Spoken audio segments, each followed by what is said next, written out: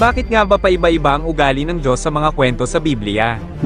Kung ikaw ay mahilig magbasa ng Biblia ay makikita mo sa mga kwento rito na tila ba minsan ang Diyos ay mabuti at minsan naman ay namamarusa ito at pumapatay ito ng mga tao. Noong panahon ni Noah, nagpadala ang Diyos ng matinding delubyo upang ubusin ang lahat ng mga tao sa mundo. At nang si Adan at Eva ay nakinig sa turo ng ahas, pinalayas ng Diyos ang mga ito sa paraiso.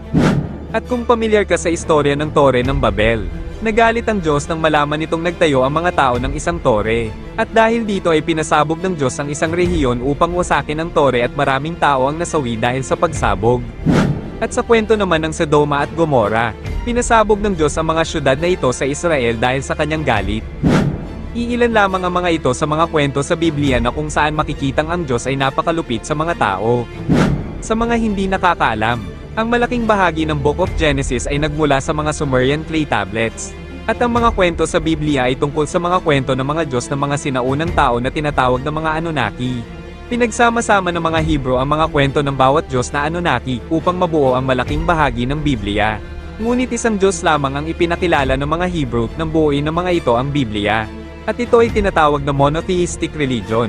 Ito ang dahilan kung bakit iba-iba ang karakter o ugali ng Diyos na mapapansin sa mga kwento sa Biblia.